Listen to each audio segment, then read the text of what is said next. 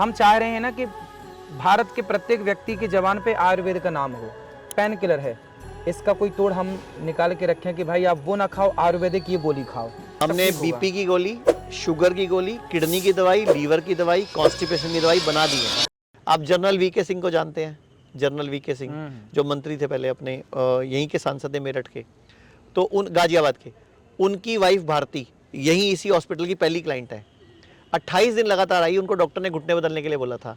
आज 2 साल हो गए, वही घुटने काम कर रहे हैं, बदलने नहीं पड़े, घुटने नहीं बदलने ना, पड़े, वही घुटना काम कर रहा है। देखिए ये बड़ा पुण्य का काम कर रहे हैं डॉक्टर साहब। जिनके घुटने बदलने के लिए डॉक्टर बोल रहे हैं, उनके घुटनों को बदलना रुक रहा है इनके इलाज से। और आयुर्वेदिक डॉक्टर साहब हैं, ये आयुर्वेद के तहत पूरा कार्य करते हैं। आयुर्वेद में जितने सिद्धांत हैं, जितनी थेरेपी हैं, जितनी टैबलेट हैं, जितनी नई नई गोलियां, नई नई दवाइयां भी आप रिसर्च करके आयुर्वेदिक बना रहे हैं। अभी आपने बताया कि 300 दवाइयां आपने बनाई। बिल्कुल, और सब रिसर्च प्रोडक्ट हैं। अच्छा, आप उनका अनुभव बताओ। आपके पिताजी यहाँ पे रह के गए हैं 7 दिन, उनका क्या अनुभव रहा है यहाँ पे? पिताजी तो गुणगान गाते हैं आपका ये बढ़िया काम कर रहे हैं, बढ़िया है। और मैं अब आप आपसे स्वस्थ भी हैं। पब्लिक के सामने एक अपील कर रहा हूँ, पब्लिक के सामने मैं सारी पब्लिक की तरफ से अपील कर रहा हूँ कि अब आप भी जल्दी से जल्दी आयुर्वेद को साथ ले लीजिए। जो भी आप मिशन है आपका सनातन का, उसमें आयुर्वेद को साथ जोड़ दीजिए, ताकि इस दुनिया को जो सच में आपकी तरह, आपके रूप में जो हमारे देश के लोगों को धरोहर मिली है, एक अच्छे संत के रूप में, एक अच्छे कथावाचक के रूप में, एक अच्छे समाज सेवा के व्यक्ति के रूप में, अगर ये व्यक्ति आयुर्वेद को भी साथ पकड़ लेगा तो बहुत बड़ा पुण्य का काम हो जाएगा, इस देश की भला हो जाएगा। क्योंकि आपने गौ ले रखी है, गंगा ले रखा है, सेवा ले रखा है, माँ ले रखा है, इसके अलावा आपने गुरुकुल चला रखा है, तो आप इतने अच्छे काम कर रहे हो, तो एक आयुर्वेद को भी साथ जोड़ना जरूर है। अब गौरी गोपाल एक आयुर्वेदिक हॉस्पिटल विचार करेंगे आपके साथ, और आप ही उसको जो निःशुल्क ज़रूरतमंद गरीब तबके के लोग हैं उनकी सेवा निःशुल्क होगी, निःशुल्क करेंगे, ताकि अच्छा से अच्छा हम समाज की सेवा कर पाएँ। देखिए हम सबको सब छोड़ के यहीं जाना है, लेकिन जितना जीते जी समाज का भला हो। और आयुर्वेद, हम चाह रहे हैं ना कि भारत के प्रत्येक व्यक्ति की ज़बान पे आयुर्वेद का नाम हो। बच्चा बच्चा, बूढ़ा बूढ़ा, कुछ चीज़ें ऐसी बनाई जाएं, आपके द्वारा रिसर्च की जाए, और वैज्ञानिकों के द्वारा, जो आयुर्वेदिक के साइंटिस्ट हैं अपने डॉक्टर, उनके द्वारा रिसर्च की जाए कि जैसे पेन किलर है, इसका कोई तोड़ हम निकाल के रखें कि भाई आप वो ना खाओ, आयुर्वेदिक ये गोली खाओ। जैसे शुगर की बीमारी है तो हम वो गोली ना खाएं, हम ये गोली खिलाएं आयुर्वेदिक कि भाई ये खाओ, इससे आपका ये हमने बीपी की गोली, शुगर की गोली, किडनी की दवाई, लीवर की दवाई, कॉन्स्टिपेशन की दवाई बना दी है। अच्छा, और रिसर्च हो चुकी है, 5 दवाइयाँ अब लॉन्च करने को तैयार पड़ी हैं, रिसर्च कंप्लीट हो चुकी है। उसे पहुंचाइए, उनको जन जन तक पहुंचाएंगे। और एक मैं आपसे एक बात पूछना चाहूँगा, आपसे एक सवाल है, निजी सवाल है। आपके यहाँ रोज 30,000 लोग निःशुल्क लंगर प्रसाद पाते हैं, माताएं रहती हैं, उन पे खर्चा होता है। मैंने देखा डॉक्टर भी आपने दे रखा है, दवाइयाँ भी आप देते हो, सब कुछ आप करते हो। इसकी व्यवस्था कई बार ऐसा टाइम नहीं आता जब अटक जाती हो, जब किसी से डोनेशन नहीं आए या दान व्यवस्था नहीं आए, तो थोड़ी अटकती है ना, तो क्या आप जनता को बोलना चाहोगे? हमारे देश में एक प्रावधान होता था दसवंध निकालने का, पहले हर बंदा 10वां हिस्सा निकालता था अपनी इनकम का। तो आप अपील करते हो अपने मंचों से ऐसी कि तुम लोग भी अपनी नेक कमाई का 10वां हिस्सा निकाला करो? देखिए आप सब लोग सहयोग करते हैं, तो आप सबके सहयोग से ना गौरी गोपाल आश्रम में 290 वृद्ध माताएं तो वर्तमान में हैं, और अधिक माताएं जिनके बेटे घर से निकाल देते हैं, बेटियां घर से निकाल देती हैं, फुटपाथ पर सोती हैं, ऐसी माओं को उठा के गौरी गोपाल में रखा जाता है। डॉक्टर साहब ने देखा है, और उनके देखने के बाद डॉक्टर साहब ने ही बोला कि इनके देखने के बाद, इनसे मिलने के बाद आँखें गीली हो गई। तो ये जो माओं की पीड़ा है ना, शायद आप लोग समझते हैं, और आप लोगों के थोड़े थोड़े सहयोग से इन माओं की सेवा होती है। उनके रहने की, खाने की, कपड़े की, मंजन की, ब्रश की, साबुन की, तेल की, सब व्यवस्थाएं। 150 बच्चे हैं गौरी गोपाल गुरुकुल में, जिन बच्चों को निःशुल्क रखना, उनका भोजन, उनका कॉपी किताब बैग सब निःशुल्क। 400 से अधिक गौ माता हैं। 30,000 लोग पर डे प्रसाद पाते हैं गौरी गोपाल जी की रसोई में। वृंदावन धाम में कोई भी आओ, सबको पेट भर भोजन मिलता है। इससे बड़ी समाज की और क्या सेवा हो सकती है। मेरी जितनी बुद्धि है, जितनी समझ है, उतनी समाज की सेवा करता हूँ। अब एक सेवा और डॉक्टर साहब ने कही कि वो भी करनी है, और आयुर्वेदिक एक हॉस्पिटल बना करके, जो हमारी वृद्ध माताएं हैं ना डॉक्टर साहब, हमारी 290 माएँ हैं ना, रोज़ कोई ना कोई माँ को हॉस्पिटल जाना पड़ता है। और यदि आप एक हॉस्पिटल वृंदावन में बना देंगे ना, तो हमारी माँओं की बड़ी भलाई हो जाएगी कि वो उसमें इलाज करा के स्वस्थ हो पाएंगी। लाखों का खर्चा मैं स्वयं माँओं के लिए हॉस्पिटल पे निकालना पड़ता है। अब बूढ़ी माएँ हैं सारी, रोज़ कोई ना कोई माँ परेशान हैं, रोज़ कोई ना कोई माँ हॉस्पिटल में जाना ही जाना है। हमारी माँओं को भी, बहुत सारी वृद्ध माँओं को, किसी को शुगर की, किसी की फला बीमारियाँ हैं, तो आपके द्वारा वहाँ पे एक व्यवस्था बन जाएगी ना। जी, मैं आज से ही कैमरे के माध्यम पे आपको एक वचन देता हूँ। हमारा मथुरा में एक क्लिनिक है, छोटा ही है, अभी बड़ा नहीं है। मैं मथुरा क्लिनिक के डॉक्टर की ड्यूटी लगाता हूँ कि हर हफ्ते एक दिन वो आपके आश्रम में लगाए, हर माता का चेकअप करे, मिले जुले, उनका खाना पीना ठीक करे, और उनको जो भी आयुर्वेदिक मदद होगी वो सब मैं करूँगा। लेकिन मैंने आपसे जो सवाल पूछा था वो ये पूछा था, आप इतनी सारी सेवाएं कर रहे हैं, इसके लिए धन का प्रबंधन करने के लिए इस समाज के दिमाग में कुछ ऐसा डालो ताकि अपनी नेक कमाई का वो एक हिस्सा डोनेशन दें।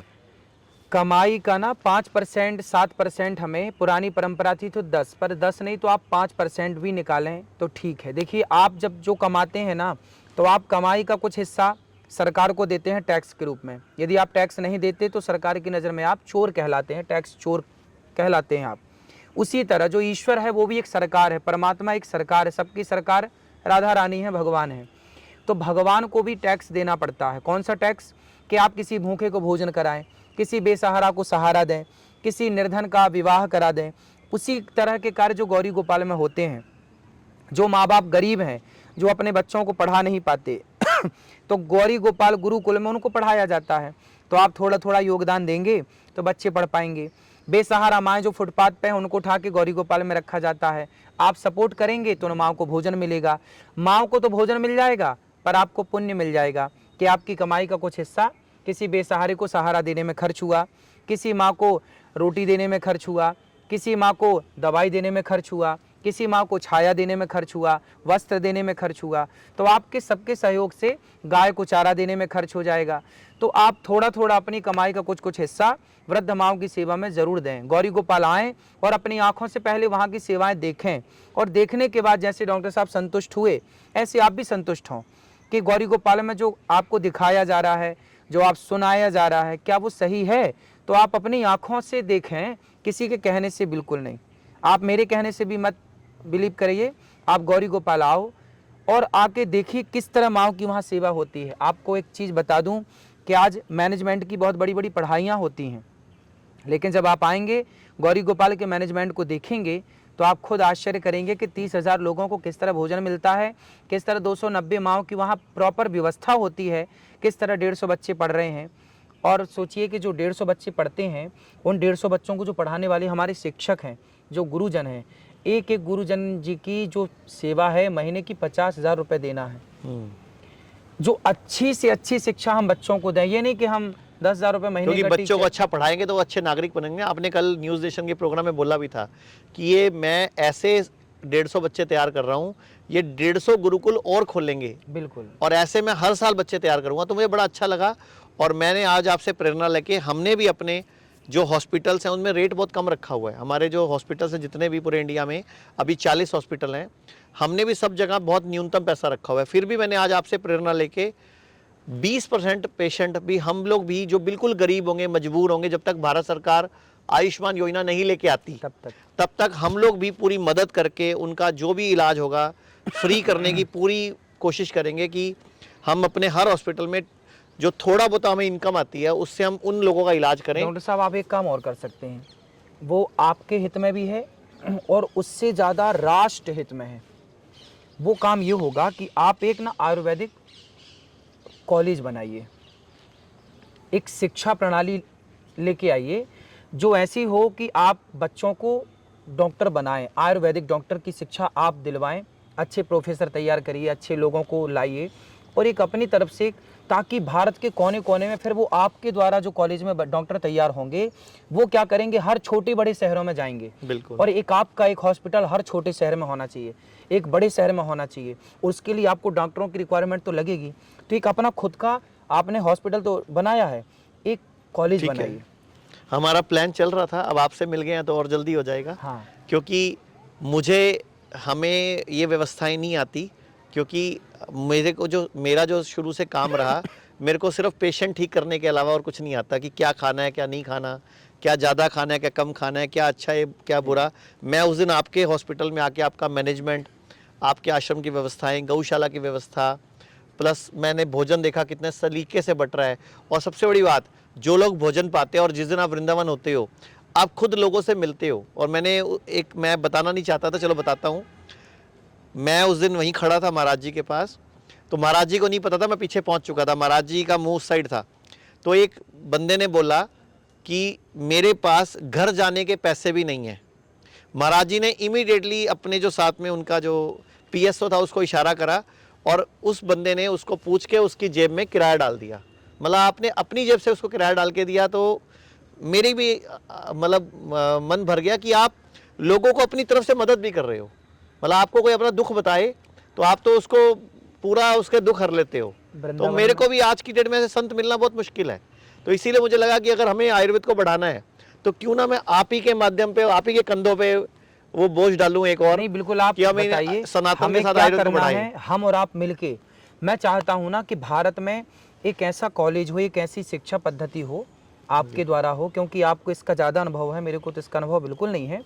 लेकिन मैं आपके साथ हूँ, आप मेरे साथ हैं, हम सब मिलके एक काम कर सकते हैं कि जो आयुर्वेद में काम करने वाले अच्छे पढ़े लिखे लोग हैं उनको लाया जाए, उनके द्वारा बच्चों को एक बढ़िया शिक्षा नीति आयुर्वेद की लागू कराई जाए, और बच्चे अपने कॉलेज में पढ़ के योग्य बने, और वो खुद अपना एक आयुर्वेदिक हॉस्पिटल खोलें, और जो दवाई आपने बनाई है, जो 300 दवाई बनाई है, वो दवाइयों को सब पहुंचाएं, और वो बच्चे रिसर्च करें और नई दवाइयों को, जो आयुर्वेदिक दवाइयां उनको लॉन्च करें। मैं आपको बताना चाहूँगा, दर्शकों को बताना चाहूँगा, आयुर्वेद में लोग बोलते हैं रिसर्च का काम नहीं हो रहा। वो लोग बोलते हैं ऐसा कि आप पेशेंट ठीक कर रहे हो, पेपर पे लाओ। तो मैं आपको बता दूं, पूरे दर्शकों को भी बता रहा हूं, हम लोगों ने एक पूरी मेडिकल टीम बनाई थी, रिसर्च टीम बनाई थी पूरी दुनिया में। पहली बात तो रिसर्च पेपर छापना आसान नहीं है, क्योंकि जो रिसर्च पेपर के कंट्रोल्स हैं वो विदेशी कंपनियों के हाथ में हैं। वो जल्दी से आयुर्वेद का पेपर एक्सेप्ट ही नहीं करते। फिर भी 19 पेपर किडनी फेल पे, लीवर फेल पे, कैंसर पे छप चुके हैं, और 60 पेपर हमारे तैयार हैं ऑनलाइन। मतलब पेशेंट भी ठीक हुए हैं और रिसर्च पेपर भी रेडी हैं। जिस भाषा में मोदी जी ने आज से लगभग 2 साल पहले एक अपने भाषण में बोला था कि जिस भाषा में दुनिया समझती है उस भाषा में दुनिया को समझाओ, तो दुनिया समझती है रिसर्च पेपर की भाषा। तो मैं पूरा हर महीने लाखों रुपए खर्च करके एक टीम बिठा के बैठा हूं जो सिर्फ रिसर्च कर रही है, जो सिर्फ डेवलपमेंट कर रही है। आज आप मिले भी हो दवाइयों के रिसर्च हेड से, कि जिन्होंने बीपी की, शुगर की, किडनी, लीवर की दवाइयां रिसर्च करके बनाई हैं, और क्लिनिकल ट्रायल हुए बकायदा। मतलब ऐसे नहीं कि मेरे कहने पे किडनी की दवाई बन गई, बकायदा क्लिनिकल ट्रायल हुए चूहों पे, फिर बंदरों पे, फिर इंसानों पे। एक मैं चाहता हूं कि जो अपना आयुर्वेदिक वो बनेगा ना हॉस्पिटल, कॉलेज, उस कॉलेज में एक प्रॉपर सब व्यवस्थाएं रहें। हम वेद को विज्ञान की ओर ले चलें अब। बिल्कुल, बहुत अच्छी लाइन भी बड़ी अच्छी, वेद विज्ञान की ओर। हाँ, अब क्या है कि अभी तक केवल बातें थी, मैं ना चाहता हूं कि धरती में कुछ करके दिखाना है। जो लोग हमारे वेदों पर, हमारे पुराणों पर उंगलियां खड़ी करते हैं, मैं उनकी उंगलियां तोड़ना चाहता हूं, उनको जवाब देना चाहता हूं कि देखो, तुम नहीं समझते वेद क्या है। हमारे वेदों की राइट ब्रदर्स ने 1903 में विमान बनाया, जबकि हमारे वेदों में पुष्पक विमान का जिक्र है। मैं तो चाहता हूं कि उस तरह से विमान बनाए जाएं। पूरा विमान शास्त्र है हमारा पूरा विमान शास्त्र। उस विमान शास्त्र को अब पढ़ाने की जरूरत है। अब पूरे भारत में हमारे 40 से अधिक हॉस्पिटल और 80 से अधिक क्लिनिक व डे केयर सेंटर हैं। यहाँ आयुर्वेद, नेचुरोपैथी व पंचकर्म के जरिए बीमारियों की जड़ पर काम किया जाता है, जिससे बीमारियों को रिवर्स करने में मदद मिलती है। तो आज ही अपने नजदीकी स्वास्थ्य केंद्र से संपर्क करें और हमारे विशेषज्ञ डॉक्टरों से परामर्श प्राप्त करें। अगर आप वीडियो में कही गई बात से सहमत हैं, तो वाई टाइप करें और शेयर करें। सहमत नहीं हैं तो एन टाइप करें। पूरी वीडियो का लिंक डिस्क्रिप्शन बॉक्स में दिया गया है।